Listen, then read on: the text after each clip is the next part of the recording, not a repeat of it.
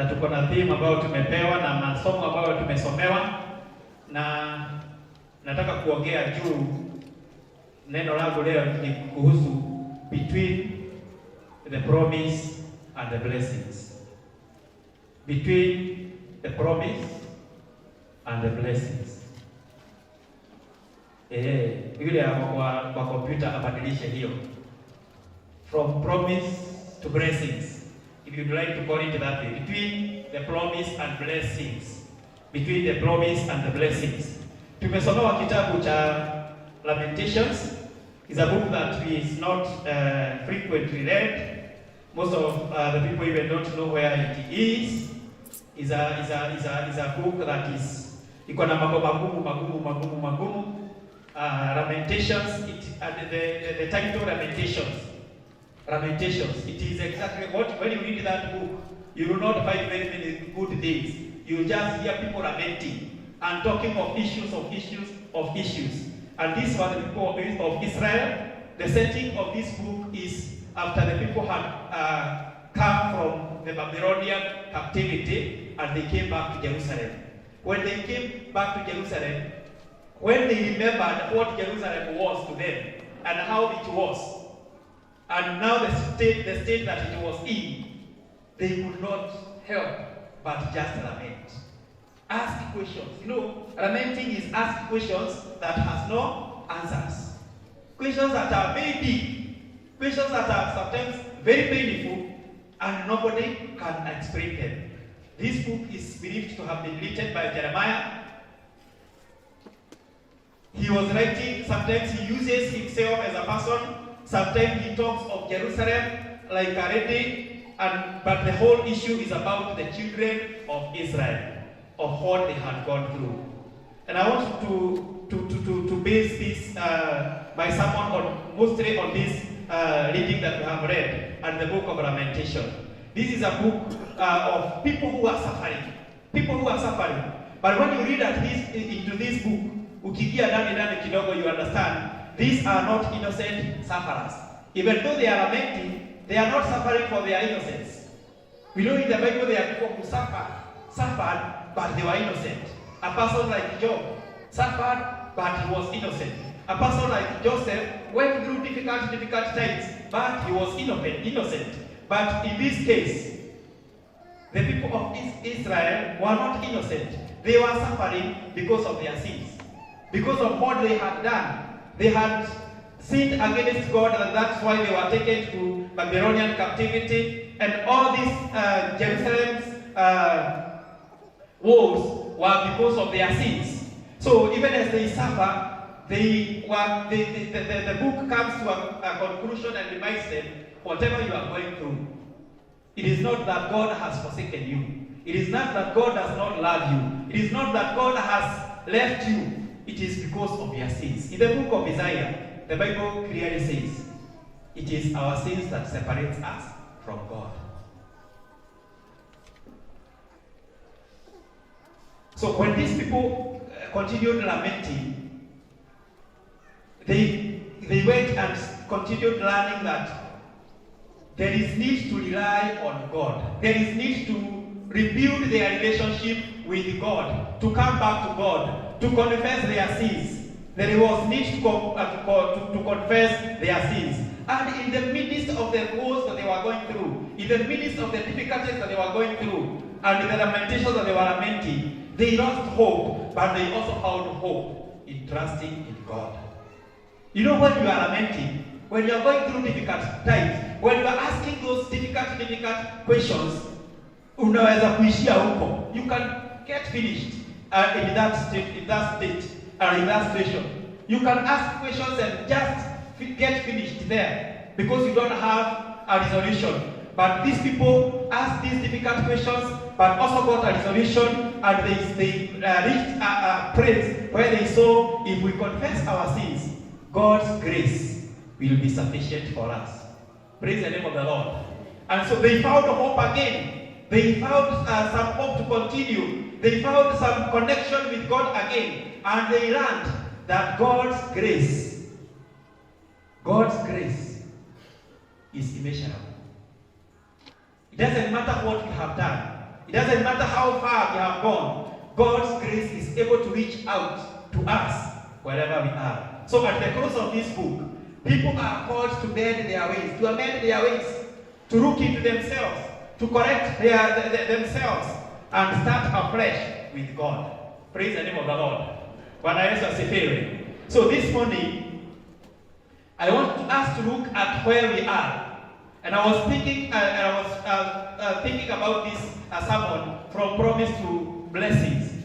Everybody of us is in a line. We are in a way. Kuna njia tuko kwa pahali ambapo maybe you have started something and you are on your way going and heading to somewhere. And between the starting point and where you will end, hapa katikati, is in here between, a lot of things will happen. In between here, a lot of things will happen. Allow me to remind you, when the people of Israelites were called by God to move from Egypt to the promised land, that journey from Egypt to Canaan, in between there was a lot of things that happened. If you go to Exodus chapter 16, especially, you hear people, after they had left Egypt and they had crossed the Red Sea, and now they are on their way, they started grumbling with Moses. They started lamenting. They started talking of things because they were hungry. In between the promise and the blessings, there is hunger. They got hungry. They went and instead of inquiring of Moses, what are we going to do? What are we going to eat? They started remembering in Egypt there was plenty of food. Remember the children of Israel were given a place in Egypt which was called Goshen, very rich and fertile. They grew crops. They had plenty of food. So they remembered when they were in the wilderness, in between the promise and the blessings, when there was hunger, they could not afford forgetting what they had eaten in Egypt. They didn't even remember the watermelons when they were on their way. Praise the name of the Lord. In between the promise and the blessings, there is thirst. They got thirsty. There was no water on the way. They again grumbled to Moses, what are we going to drink? But I answer severe. A time came. They also missed meat. They missed. I don't know whether they missed meat. Hello? And they, the Bible is very funny how it is put that men walked out of their houses and they held themselves on their waist and they asked, Biblia inasema, no, watu toko tutanyamako. Every man, kila mtu kwa hema yake wakaanza kuuliza, wakawa na kiu ya nyama, wakaanza kuuliza because God, they had asked for food, God gave them manna. For some years they ate this manna. And they remembered kulikuwa na nyama kule. So they went and asked Moses, we need meat. God provided for that meat. Praise the name of the Lord. Can you see the providence of God? Between the promise and the blessings, there are challenges, there are difficulties, there are these things that we'll go through. But God is very faithful. He provides. His grace is sufficient. Praise the name of the Lord. Bwana Yesu asifiwe. And I want to say to us, as I have said, between the promise and the blessings, where you are, where you started, and where you want to go, and where you want to reach, there are a lot of things that will happen here. May God help us that we don't become like these children of Israel, that we don't become like the people in the times of Jeremiah, that our work is to lament. Kazi yetu ni kunung'unika tu, ni kulalamika tu. You got married, you started a family. Between that, starting that family and where you will end, in between here, there are a lot of things that will come through. There are a lot of issues that you have, you meet, you fight. Bwana Yesu asifiwe. As you bring up your children, as they grow up, as they leave you, as you start your business, in between where you have started and where the business will peak, there are a lot of things that you go through. Hello? But it is good to trust in God for His providence. Usimake, usitetemeke, usiogope kwa sababu ya mambo ambayo utapatana pale, because God's grace is sufficient. Hallelujah. Bwana Yesu asifiwe. There are those people who are having difficulties and issues in their families. And especially at this time, families have a lot of issues. Kuna changamoto nyingi sana ziko pale. You are in between the promise and the blessings. Hello? Na huko kutakuwa na changamoto. Changamoto ziko. So there are people who are kwa familia, whatever they are doing, ni grumbling. Ni kunegena tu, ni lamentation. Hakuna kitu kizuri wanaona. They are just talking. Even when you go before God, it is just lamenting. May God help us. Bwana Yesu asifiwe. To know and to understand that there is grace. Somebody to say, when I was young in the ministry, and I was sent to a place, the grace of God will never, the will of God will never send you where His grace cannot sustain you. The will of God, able to say the will of God will never send you where His grace cannot sustain you. Yes, the will of God. Where God allows us to go, He plans, He equips us, He places enough grace to sustain us. Praise the name of the Lord. So even in your family, even in your workplace of work, where you think where you don't see anything good, where you keep on grumbling, even in your business, and these times when there are a lot of strain in businesses, the grace of God is sufficient. Praise the name of the Lord. You just need to be patient. You just need to wait. You just need to move on. Wait on God. Stop grumbling. Stop making noise. Stop accusing. Stop counter-accusing. Just wait on God. Trust in God. Praise the name of the Lord. Bwana Yesu asifiwe. The grace will be sufficient. God will walk with you. God is able to supply. And God supplies the needs of His people all that time. Throughout the place between the promise and the blessing. But it is also good to know, as God supplied the people, there are very many people who left Egypt that never entered the promised land. Hello? There are very many people who went to Babylonian captivity and they never came back again to Jerusalem. Something happened in between the promise and the blessings. In between the promise and the blessings, something happened. In the times of the journey from Egypt to the promised land, people who grumbled, people who were arrogant, people who refused to toe the line, some were killed by God. And at times, in the times of Dathan, Korah and Dathan, the world opened its mouth and swallowed some people. Hello? Because they were stubborn. Some were very proud of themselves. They had taken a lot of pride in themselves. And they could even confront Moses and ask him, kwani wewe tu ndio unaweza kuongeleshwa na Mungu? You mean God cannot talk to anybody else? Utakuja kila wakati kutuongelesha, kutuambia vile Mungu amesema. Arrogance, pride. May God help us. Bwana Yesu asifiwe. May God help us. And above all, may we humble ourselves before God. Mungu atusaidie kunyenyekea mbele zake na kujua ya kwamba without Him there is nothing that we are able to do. This is a great lesson that the book of Lamentation tells us. It's a great lesson, one of the great lessons in the book of Lamentations. Because these people, they learn that they are weak without God, and there is nothing that they can do without God. And so they learned to depend on God. They learned to humble themselves before God. Praise the name of the Lord. For your journey between your promise, the promises that God has made to you, and the blessing that you want to reach, you must learn to humble yourself. You must learn to trust in God. Praise the name of the Lord. We must understand the bountiness of the grace of God to carry you through. Don't despair. There may be hunger. You may pass through difficult things like the times that the Israelites passed through. There may be hopelessness. like in the times of Jeremiah. But even in those times, the grace of God is sufficient. Praise the name of the Lord. So you could be there in your family, you are passing through a desert period. Hope in God.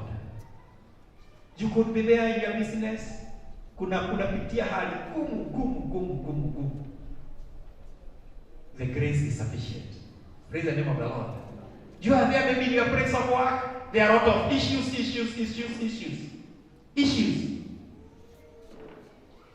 It is good to trust in God. Praise the name of the Lord. The grace of God is sufficient. Mungu anaweza kufanya yote, lakini ni lazima mtu asome kumtumainia huyu Mungu. We must learn to trust in God. In the book of 1 Corinthians where we have read, if you would read from verse 1 of chapter 4 and the previous chapter, Paul is contending with the Corinthians again because of pride. They thought they are established. They thought they have reached. Now that they were saved. Kwa sababu walikuwa wameokoka. You know, the church in Corinth was a very peculiar church because they got saved. They had the spiritual gifts. They had everything. Ukitaka kusoma katika mstari mlango wa 13 wakati anasema hata mkiongea kwa dini na mambo haya na mkose upendo. They were a church that felt wao wako juu ya wale wengine. Na Paul akawaongelesha kuwaambia hata sisi, me and Paul, whatever we did, we don't boast of it. Praise the name of the Lord. We don't boast of what achievement we have made. Apollo planted, I watered, the Lord made whatever we had planted to grow. It is not upon us to boast on whatever we have done. We humble ourselves. We give ourselves to work. Hello? Tunajipeana kwa kazi. Nilikuwa nasoma pahali pengine Paul anasema, don't go beyond. You know, wao walikuwa wanaenda zaidi. They were going beyond even what they are. Wanaenda mbele hata wanaonekana kama wako mbele ya Paul, wako mbele ya Apollos, the people who brought the gospel to them. And he told them, tone down. Hebu niambilie mwenzako, tone down. Pole.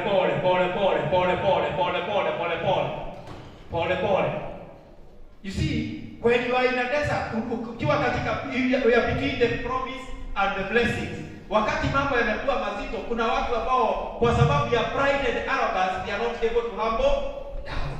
They are not able to calm down. Hawawezi kwenda chini, kunyenyekea. Jana tulikuwa tunasoma kitabu na Mama Jerry, Luke chapter 16 of that shrewd manager.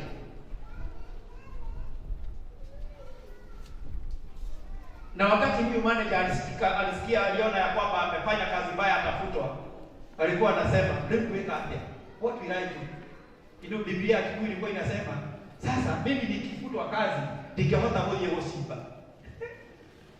Siwezi kwenda kulima, siwezi kwenda kuajiriwa kwingine, siwezi kufanya, what will I do?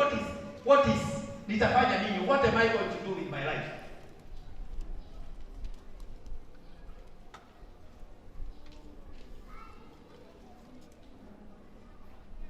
Because of his level, he was feeling that he cannot humble down. And you know, sometimes life places us down so that we can humble ourselves.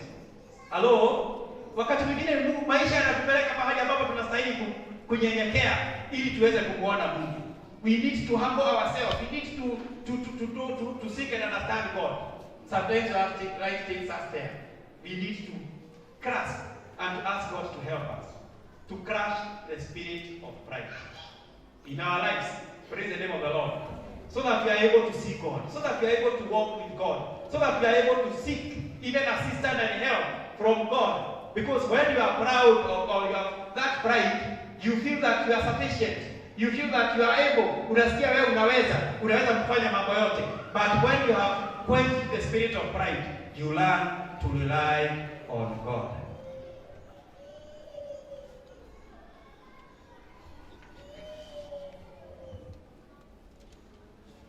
I want to finish this by pointing out 3 lessons that we can learn from these readings. And it's like I'll be repeating myself, so I will not take a lot of time.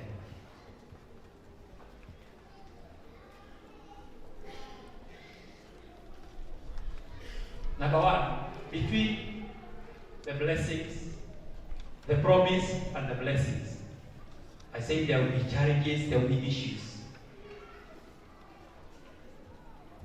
Life will not be very smooth and very straight. There will be ups, there will be downs. There will be challenges here and there. I'm not ruling out that there will be good things also. But as we pass through this, that point, from this point to the other point, where God wants us to take, where God wants to take us, it is good to understand that there will be challenges, and we need to go through these challenges. We don't need to run away from challenges. We need to face them. Face the challenges. Face the challenges. Brace the challenges. Don't run away. Usitoroke. Face the challenges. Brace yourself.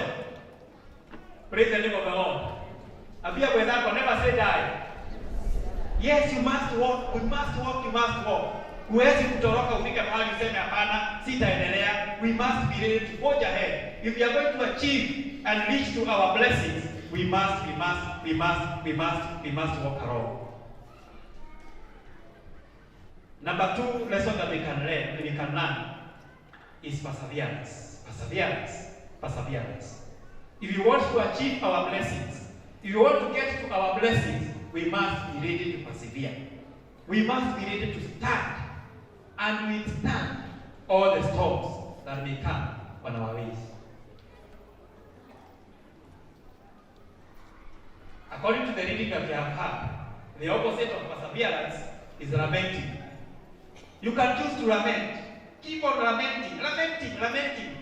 You can choose to keep on grumbling, like the Israelites grumbled with Moses. Kila wakati ni kelele. I'm telling you, if you choose that line, you will not avail. You will not reach to the point of blessings. But I answer severe. So choose to persevere. Choose to walk. Choose to walk ahead. Choose to do something. Don't just sit there. Usikae tu pale ufanye kitu. And sometimes the threat is very big. Unakutana na threat ambayo ni kali sana. But even at that time, you can do something. You can still do something. Hata mambo yakiwa yamechacha namna gani katika familia, you can still do something and save yourself. Hello? Bwana Yesu asifiwe. Unaweza kufanya kitu. Kuna story tulikuwa tunapewa ya Simba. Unaona Simba? Simba alikuwa ameona njaa. For a week. You know, as a lion grows old, inalemewa na mama. Sasa ilikuwa imezeeka, haina bio, and you know, lions are very lazy. Lions are not like cheetahs or inaitwa nini? Leopard ina bio na nguvu za kukimbiza. But a lion hunts by hiding. Inajificha, inajifanya imelala. Mpaka kabia kakuja kakaribia ndio irukie. Lakini kama ni kufukuzana, inakimbia 100 meters, inachoka, inaachana. So this particular lion ikakaa wiki moja bila kukula. Kawa na njaa sana. Kwa bahati nzuri ikaona shimo ya sungura. Kasema sasa, kwa sababu nimeona sungura ameingia hapa, kuna kitu kingine nitafanya. Nitakaa mpaka wakati atafanya nini? Atatoka. Because ni lazima sungura tu atoke. So akakaa pale. Hata hakuwa na breed. Hiyo kasungura kasisikie kama kuna kitu. So akakaa pale Simba mpaka wakati kasungura kalitokezea. Wakati sungura ilitoka, Simba akashika. Akasema, now I think I will quench my hunger. Nimeona chakula. Lakini sungura akamwambia Simba, lakini mimi nikishikwa, hata ukitaka kunikula, unipatie dakika ngapi? 5. Sikatai unikule, lakini just give me 5 minutes. Just 5 minutes. Hata siwezi kutoroka, sitatoroka, nitakuwa tu hapa, kuna mahali ninaenda. Unipe tu dakika 5 minutes. Na Siba akasema dakika 5, si nimegojea sana. Wacha nitakupatia. So Sungura mahali alikuwa kulikuwa na nyasi. Sungura akaanza kuruka akijikokesha chini. Akajikokesha chini. Kaka ile nyasi ilikuwa pale imesimama, kakafanya kiwanja kikubwa sana. Halo? Kakikomia nyeki, hiyo nyasi yote ikawa iko flat. Alafu akaambia Simba, now you can eat me. Halo? Simba akauliza, sasa nitakukula. Kwa nini umefanya hii maneno yote? What was the point of doing all this? Unafanya hii kwa nini? Unajua Sungura akaambia Simba, nimefanya hivyo hata wale watu watakuja hapa waone nimekuliwa. Watajua huku nikula nikiwa nimekaa tu. I did something. Before you ate me, I fought. Hello? Bwana asifiwe. Wale watakuja waseme Sungura alikuliwa hapa, watasema kweli huyu Sungura alipigana. Hawakukuliwa tu akaisha, he did something. Na unajua nini? Simba aliona hapana. Hii itakuwa aibu. Halo? Hata watu wakikuja waseme tulikuwa tunapigana na Sungura, watasema mimi nimemisiba wa aina gani? So Simba akamwambia, "Penda kabisa. Siwezi nikakukula ni haribu jina langu." Ninasema hivi, between the promise and the blessing, you must do something. Praise the name of the Lord. Don't just lament. Hii mambo ni mzito sana. Sijui hii familia ni mzito sana. Hii kazi sijui hakuna mtu ananielewa. Sijui hii. Instead of lamenting, do something. Praise the name of the Lord. Si uniaminie mwenzako, do something. And finally, the last lesson, the grace of God. And I have spoken about this not once, not twice, through my sermon, that the grace of God is sufficient. The grace of God is sufficient. If you know the call of God, the people grumbled, but Moses would call on God. Mungu, hawa watu wanataka chakula. Mungu anapeana chakula. Mungu, hawa watu wanataka maji. Maji yanatoka kwa mwamba. Mungu, hawa watu wanataka nyama. Kweli zinakuja. Learn that the grace of God is sufficient. In the name of the Father, the Son, and the Holy Spirit.